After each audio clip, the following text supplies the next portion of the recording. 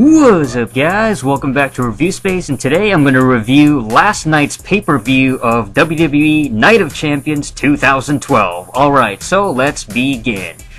The first match, we got The Miz, the champion, defending his Intercontinental Championship in a fatal four-way against Rey Mysterio, Cody Rhodes, and Sin Cara.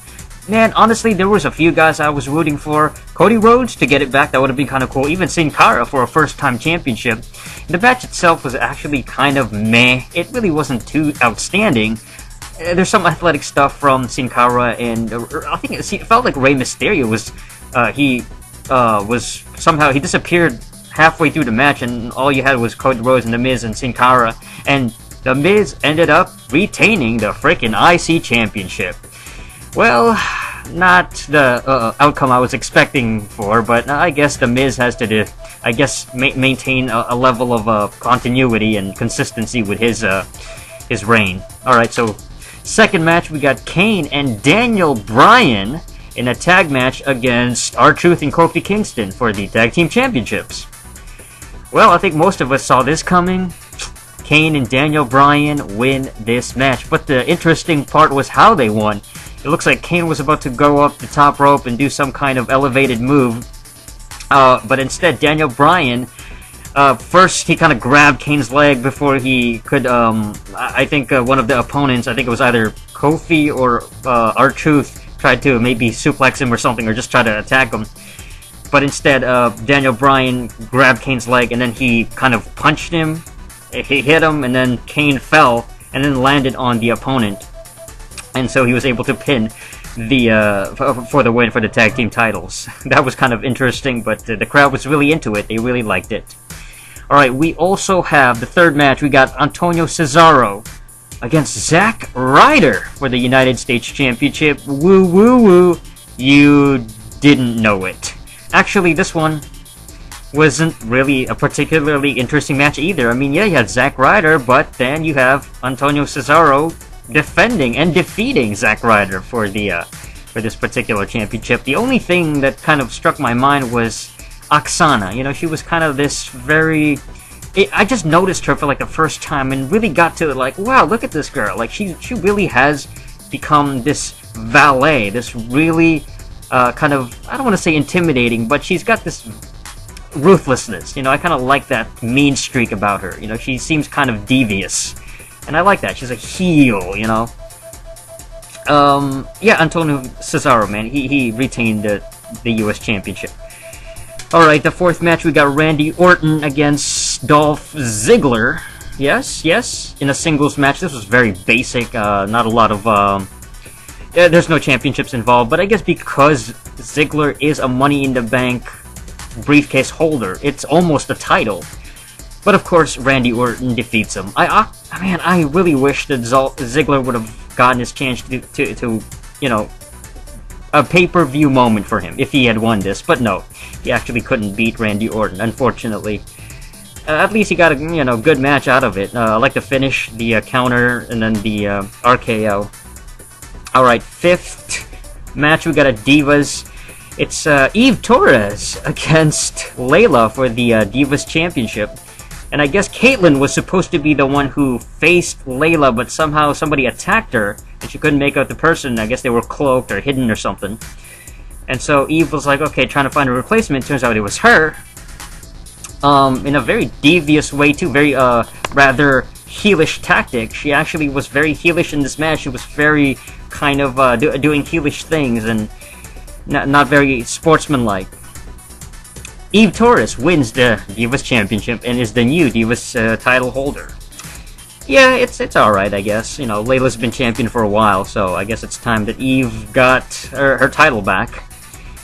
Okay, sixth match, we have Sheamus against Alberto Del Rio for the World Heavyweight Championship. Booker T early on in the match reinstated the bro kick, so, well...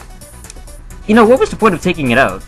That was kind of weird. I guess it was just a small, cheap pop, but it would have been more interesting if actually they kept off the bro kick, and so Sheamus would have been forced to do something else, like the submissions and other tactics. It would have made it a little bit more interesting, you know, but, I mean... I guess, yeah, it was just a way to kind of have that cheap pop in there. This was predictable as well. Sheamus defeating and defending his world title against Alberto Del Rio, unfortunately, but I wasn't really cheering much for either guy, but I was actually kind of into this match. I thought it was a pretty decent match, back and forth, a lot of counters and stuff like that, and it seemed for a minute that Alberto was going to actually have a chance. He was able to hit that cross armbar lock on Sheamus a couple of times. It felt very frustrating for him because it's like, oh man, I really wish that he could beat Sheamus. And the 7th match, the final, obviously the main event, we got CM Punk against John Cena for the WWE Championship. Well, first things first, the interesting thing is John Cena's t-shirt. I like that, the pink and black, kind of a throwback to Bret Hart, but it's more about the breast cancer awareness, I guess. And it actually looks nice. It's probably one of his best looking attires and looks. You know, maybe the pink hat is a little too much, but everything else it looked kind of cool. It would have been interesting if CM Punk came out with his Bret Hart tribute last Monday with a pink and black and everything, and so it would have been a matching kind of, you know, a pink and black, nice matching colors. Oh, what else is there? Yeah, there was the breast cancer tribute. That was nice. There was the... what else? Oh, John Cena's father, John Cena Sr. in the front row, sides, the crowd. It was kind of... and the fact that the match itself was in Massachusetts. I think it was in Boston. But the dynamic, the crowd reaction was just like... Man, it's kind of sad to see them... at least 50% of the crowd still booing John Cena, even though he's the home state hero, I guess. And it's just kind of sad that even the people from his area still boo the crap out of him. And yeah, I know it's 50-50, but it's just so weird, you know, it kind of sucks for him.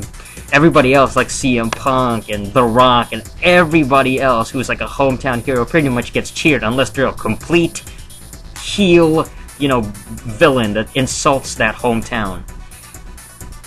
This was actually a pretty good and lengthy match. It was almost 30 minutes long, well, 27 minutes or so.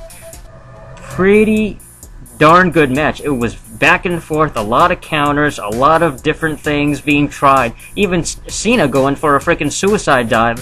That was kind of cool, you know, I mean, we haven't really seen him do much of aerial stuff, and I actually enjoyed this match. It was fun to watch. There was a lot of counters and a lot of false finishes. Now, the ending was kind of weird. Okay, you have John Cena basically doing a second rope German suplex to CM Punk and then the pin. So it lands 1, 2, 3. Boom! John Cena looks like he won! And the new WWE Champion, but no! Right after celebrating, in the middle of celebration rather, everybody's like, yay! And it seemed like he won. He's holding up the belt. Referee takes it. I don't know why the referee took, like, so long to freaking, like, tell Cena. Had to wait. But he grabs the belt back, gives it back to CM Punk, and says that, well, CM Punk retains the freaking title because John Cena's shoulder was actually pinned as well. So it was a draw, technically. That was kind of messed up. I mean, man, talk about screw jobs. And Bret Hart and Montreal Screwjob. This was a total screw job. It just seemed so forced, to be honest. This result, this CM Punk retaining, it felt forced. And it was a good match, but man, that ending was just kind of lame. I mean, don't get me wrong, it was nice to see that CM Punk still retained it, as I predicted, and I think many people thought he was going to retain. But man, it just sucks that the fact that that match had to end with that horrible finish, and it was so questionable, and it just left me shaking my head. But anyway, overall, the pay-per-view was actually pretty decent. Again, some good matches, some good moments here and there. Overall, the pay-per-view it's worth watching, it's worth checking out, just for that main event alone. Alright, so that's it for this episode of Review Space. Thank you all for watching, and until next time, ciao.